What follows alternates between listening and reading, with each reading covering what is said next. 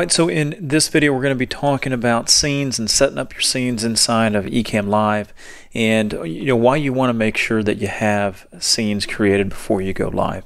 If you're just doing webcam and that's really all you want to do with that, really no reason to set up scenes. But if you are looking at making a professional kind of storyboard, a plan on what you would like to do, you got to think about this as almost as if you are a director and you are a live floor manager. You're an editor of this production here, and you want to make sure that it goes nice and smooth.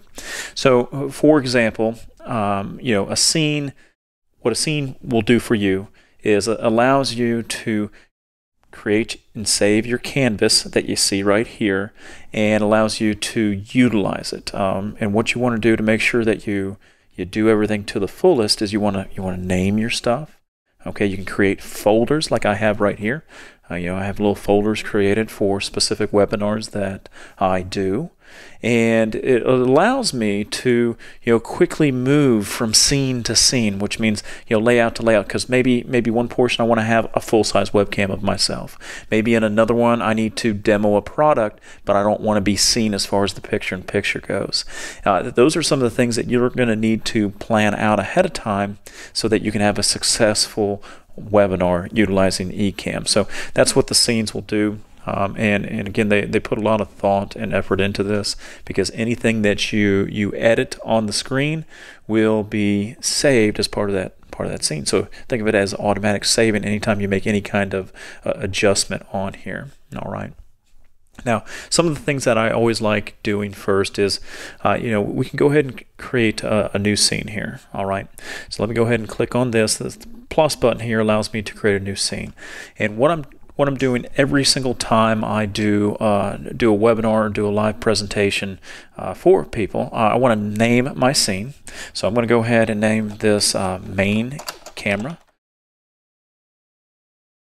Okay, and that's just going to be me. Now, again, we want to make sure that we add some titling and some lettering and stuff, and that's where we can add in the overlays. Okay, so let me go ahead and add in a little text overlay. So I'm going to go ahead and go over here. I'm going to go ahead and create a new text overlay, and I'm just going to go ahead and type in my name here. Okay. All right, so I'm going to go ahead and click on the add button, and now you can see that I have my text. So let me go ahead and increase this here. All right, now it's looking good so far, but I need a lower third. I know we talked about the lower thirds before, so let me go ahead and grab my lower third. I just found this on the internet, guys. I'm going to go ahead and drag it into this view. I'm going to go ahead and grab it into place. And I am going to go ahead and put it right there.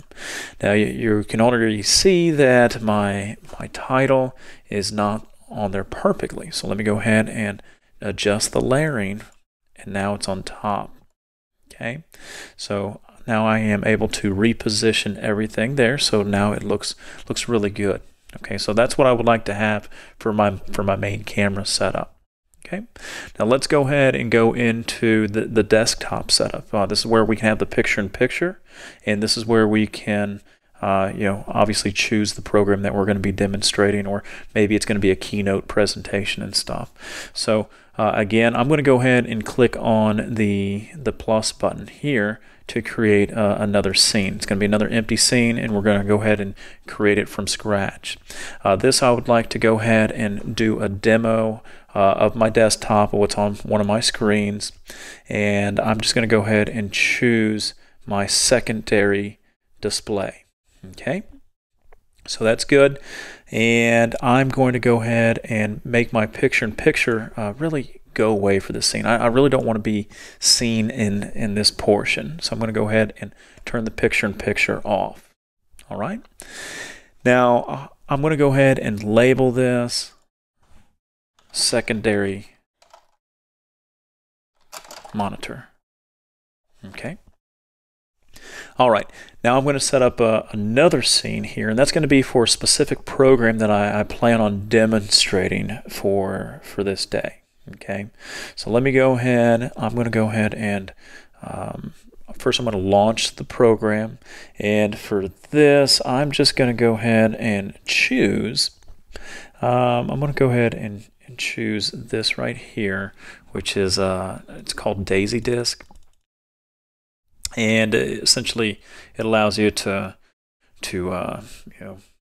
we'll see it here. I'll go ahead and make sure that it is open, and I'm going to go ahead and create a new scene. So let me go ahead and hit the plus button one more time, and I'm going to go ahead and choose this right here, picture in picture. I want to have up here in the top right, and here is my application. So I'm going to go ahead and make sure it says Daisy Disk in there, and that will allow this to be set properly. Now I may need to do something with the picture in picture, so let me go ahead and see if we can go up here to the options and picture in picture shape, and maybe I can get myself a little narrower here.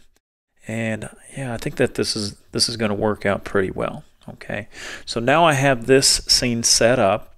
Again, I can add in overlays if I needed to sort of type about what kind of program I'm in and everything. And now that scene is set up. Again, we're going to go ahead and label this Daisy Disk. All right, so now I have all three of my scenes set up properly. And when I'm doing the live course, I'm able to go ahead and switch in between them. So here's my main camera. Now I'm talking, and now I need to go ahead and talk a little bit about the program. So I'm going to go ahead and go into the program.